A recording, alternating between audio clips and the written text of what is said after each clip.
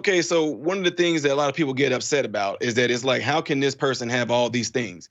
And it just blows my mind because to me, it seems like they place limits. In fact, it's probably going to make a whole lot of people get upset, but there was a certain person that was in the White House last year that he actually asked me for my T-shirt, and the T-shirt Oh, that I wow. have is a quote. It says, "Do not place your limits on me Right. based off of what you are incapable of achieving." And that's what a lot of people do. We like to place limits on each other. There's no way that me, as one individual, should be able to do all these things.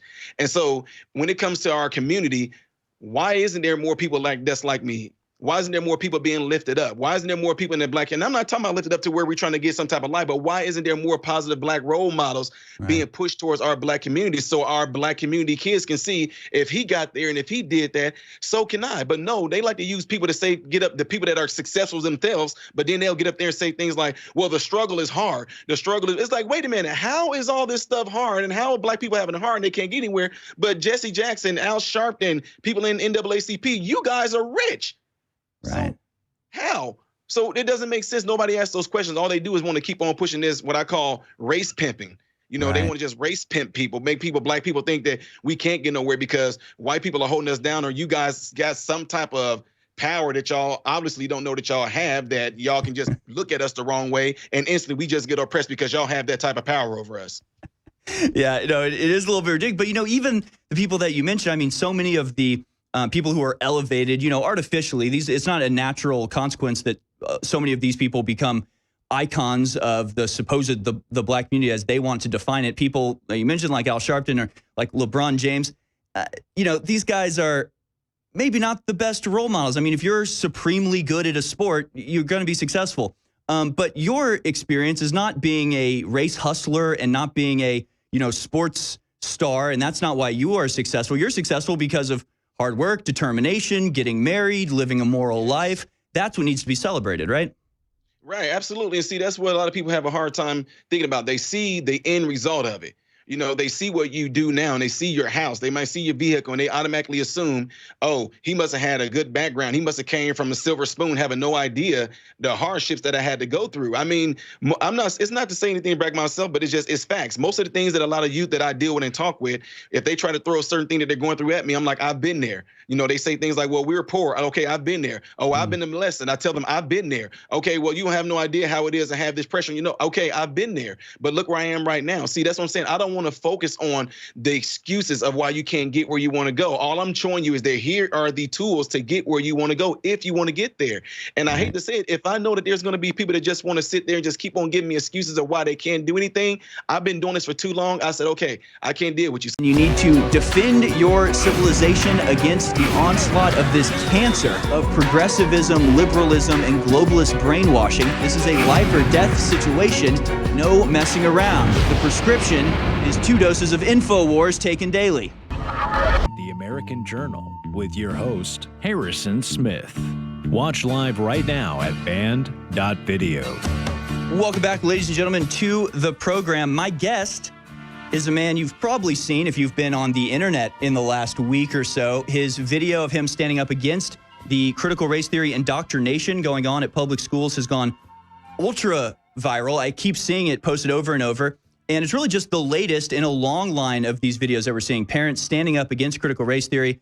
But this video in particular was particularly powerful and well-spoken and informative. And so it's making a big splash. Welcoming to the program, Ty Smith. Thanks so much for being on, Ty.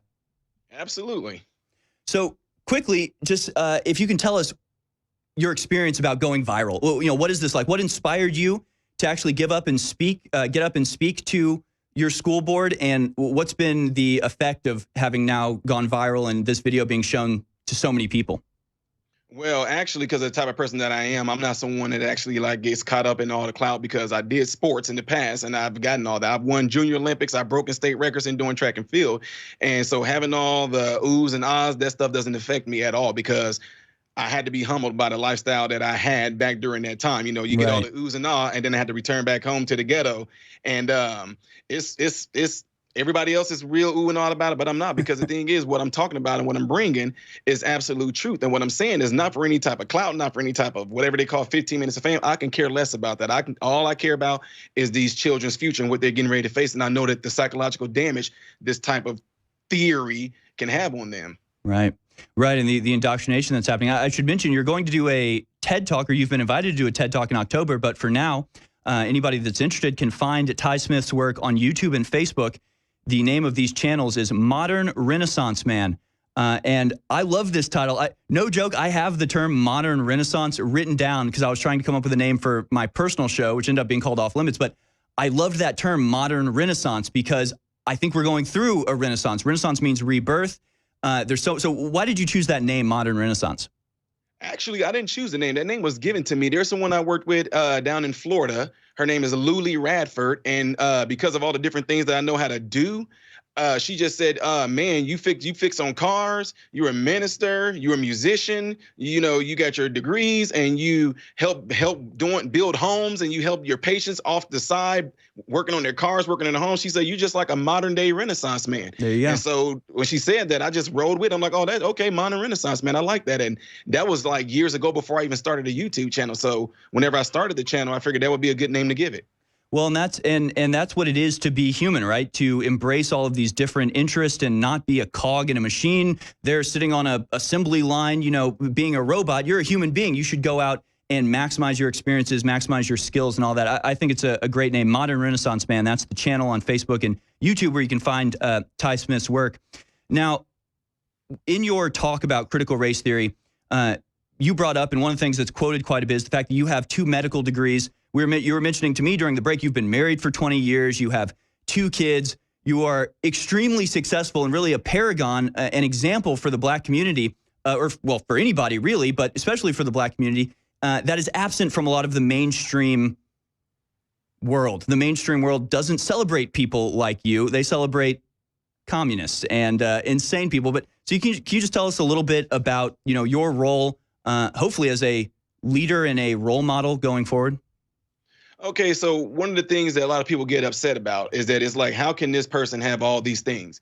And it just blows my mind because to me, it seems like they place limits. In fact, it's probably going to make a whole lot of people get upset, but there was a certain person that was in the White House last year that he actually asked me for my T-shirt. And the T-shirt that I have is a quote. It says, "Do not place your limits on me based off of what you are incapable of achieving."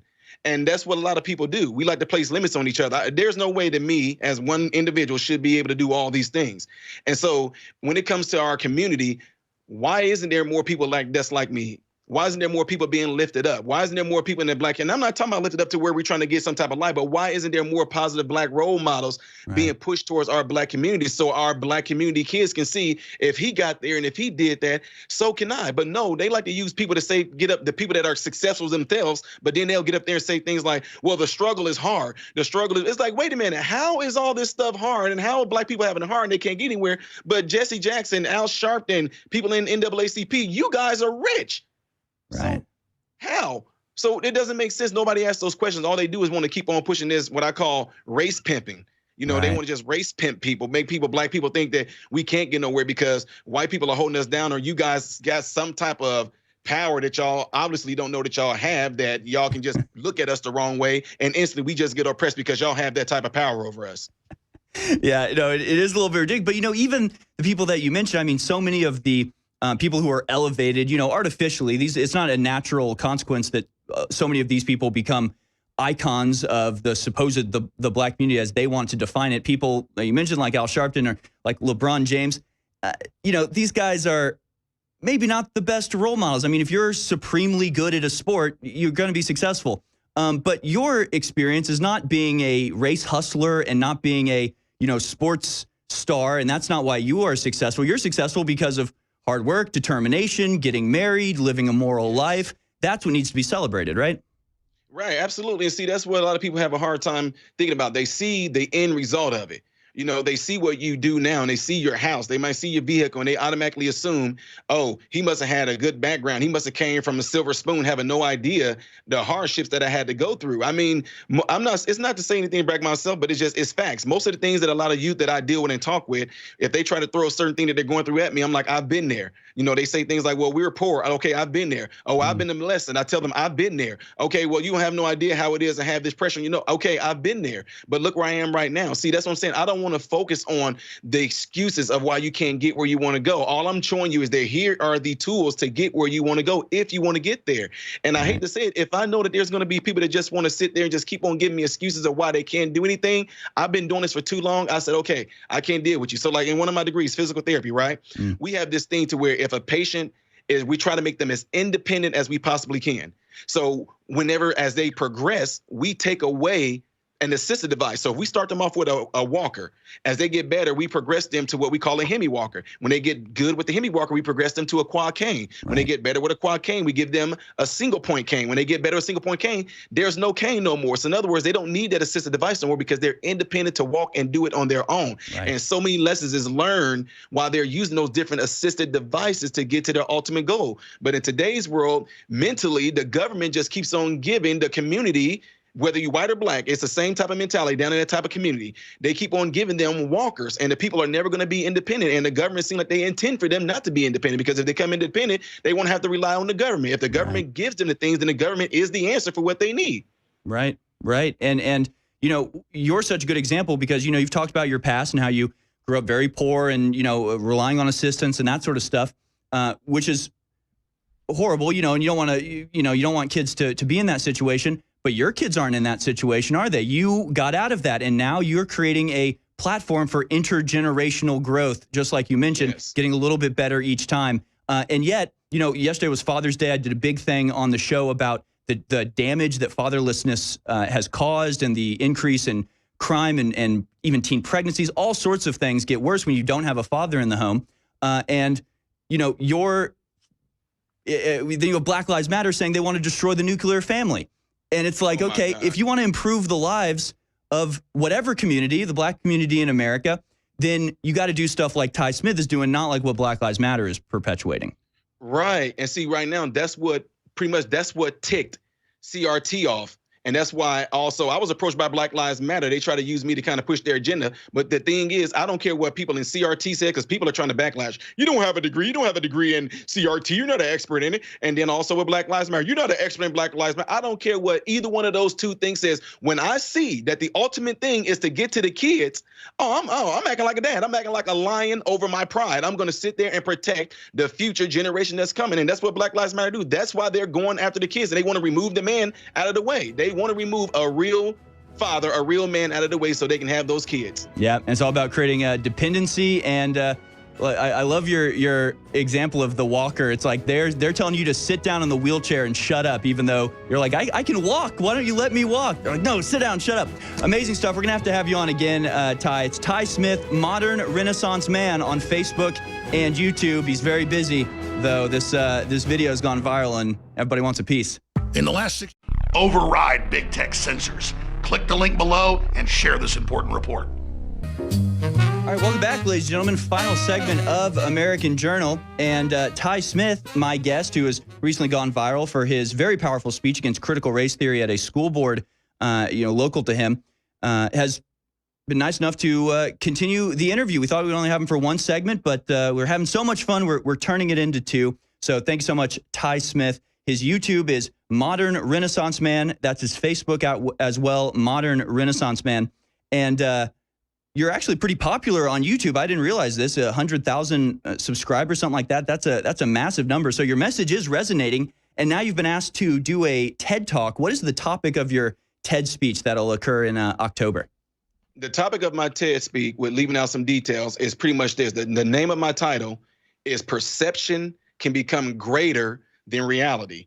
And pretty much this generation that we see going on right now, even what we call like fake news, whatever, or even the type of an ideology that's being pulled in TV, is not teaching and showing people how to actually think for themselves. All it is doing is sending folks and indoctrinating folks with perceptions. So people go through life not even having no idea that they're not even thinking for themselves. They base their thinking off of nothing more than perceptions. But the issue with perceptions is that perceptions are not always reality. So the example that I gave in the speech at the District 87, I was talking about how when I was a kid, you know, we was on government assistance, so we got what we call a free lunch, and we got a lunch card. And there were kids that had what they called the cold lunch, and the cold lunch just simply meant they got the lunch from home. It was a sack lunch. It was in a lunch box, in a lunch pail, or in a brown paper sack. Right. So the teacher would say, "Those that get a cold lunch, I want you guys to line up first, and those that have a card, you guys stay seated." So she would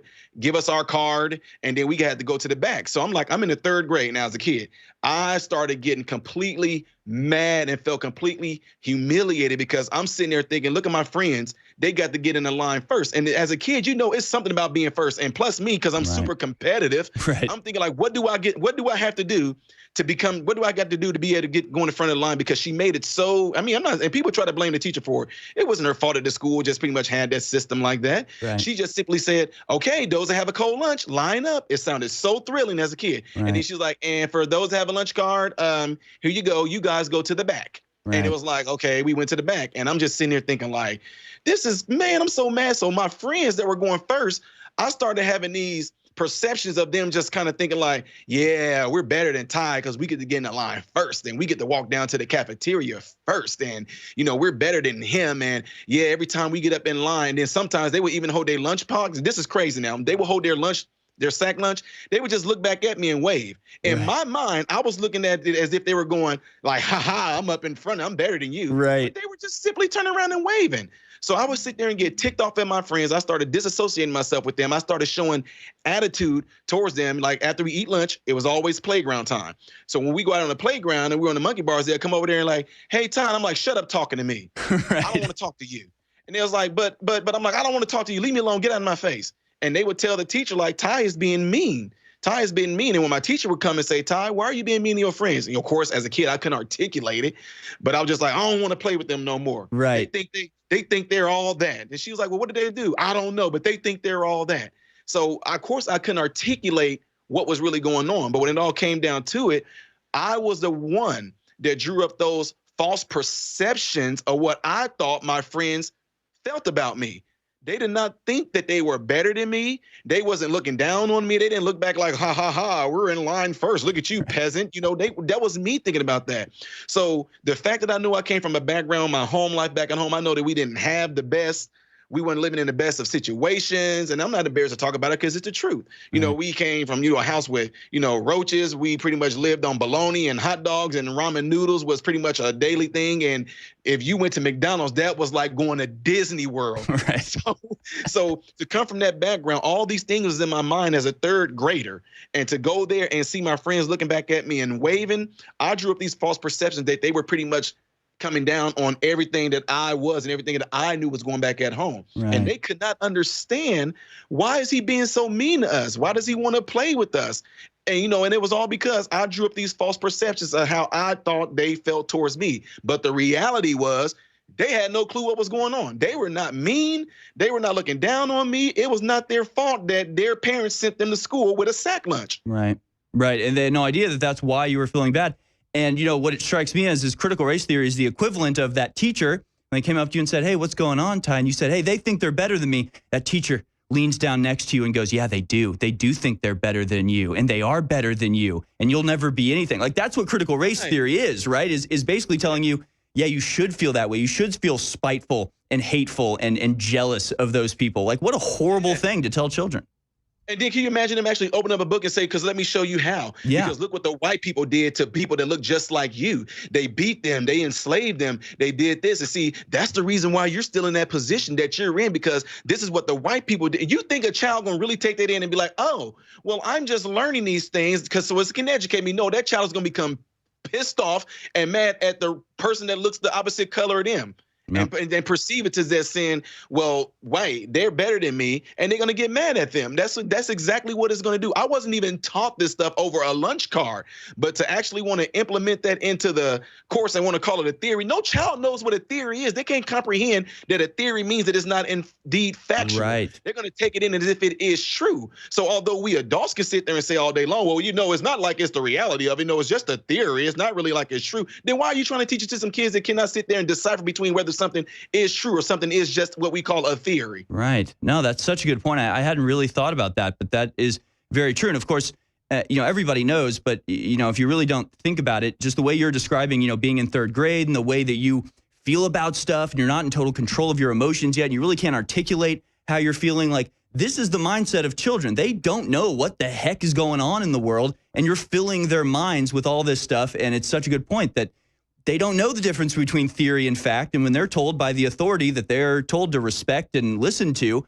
that, a certain number of people are evil and that you're a good person by opposing them. I mean, yeah, it really is as sick as you can possibly get. But you were able to get through that. You were able to, as a kid, recognize in yourself, hey, this is unfair. I'm projecting onto them. It's not an easy thing for kids to do. And I would guess you probably had some sort of parental help with this, because that's usually what's necessary when little kids, feel that way, to have somebody come and explain exactly what's happening to them. So how were you able to sort of get through that and get over that? And what's the message that you want to take your past and how do you use your past? What's the message that you're trying to teach through it?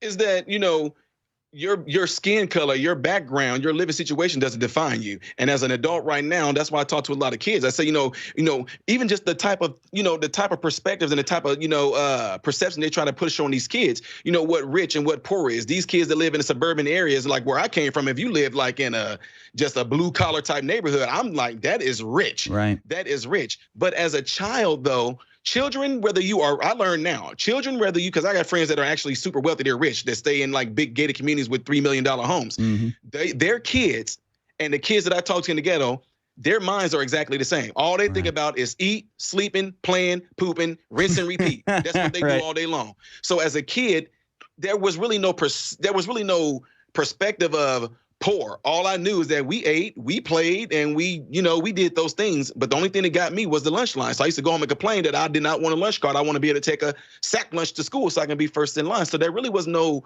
perception. There really was no understanding of what poor was. All I knew is that, I ate, slept, played, just like my other friends did. So what I want to take away and want everybody to understand about this is that it does not matter what your beginnings are. It's all about what your ending is. So anybody in America, whether you're black, white, Asian, you can do anything you want to do in the United States as long as it's something that you indeed want to do. And if you want to do it, ask questions. You ask questions to adults. Ask questions to somebody that can point you in the right direction, because the more you ask questions, there's going to be people to point you to the right people, and those people are going to point you to your ultimate goal. But to sit back and just not do anything, that's the trick. And I'm going to tell you this before, because I know we got a short time. One of the things that some of my relatives used to do to us when we were younger, they used to say, at nighttime, these hikamashikas, they come out in the basement and they'll get you. So I used to wake up in the middle of the night wanting to go to the kitchen to get me something to drink. And I used to be scared to walk past our basement door because I used to always think there were some creatures down in the basement. Right. And it used to freak me out. I never went down the basement because I thought they were there. So I finally got sick and tired of it. Said, I'm going to find out if this is true. I went down in the basement and stood there in the pitch dark to see if something was going to get me. And if it did get me, at least I found out it was true. But nothing happened. There was nothing there. No monsters got me. So that just blew things up for me. So right now, that's what they do. If they can get you to believe that there's something there that's going to keep you from doing it, keep you from taking those steps to see if it's indeed true, then they got you mentally. Wow, that's brilliant. Yeah, perception greater than reality. And that does so much to encapsulate what we talk about here at InfoWars so often, is they are projecting this false reality onto reality and trying to convince you that it's real, and then trying to control the narrative so you can't point out that it's not real. Brilliant stuff. Ty Smith is my guest. Modern Renaissance Man is the name of his YouTube and his Facebook. I think you'll get a lot more great material like this if you go there. Modern Renaissance Man. Thanks so much for being with us, Ty. All right, that's going to do it for us at American Journal. Thanks for tuning in. Alex Jones Show begins in 1 minute. What what is going on, folks? Appreciate you guys watching. Do me a favor, if you're trying to get to the next reaction video that I did after this video, it's right here. But if you're trying to get to my own personal stuff where I do a lot of comedy things that make you laugh, can help brighten your day, then you click right here, all right? And if you want to subscribe to this channel, you forgot to, get to know who I am first, though, right? Then you're going to click right here to lead you into this subscription. Make sure you hit the bell notifications to get notified anytime I post a video, all right? Let peace.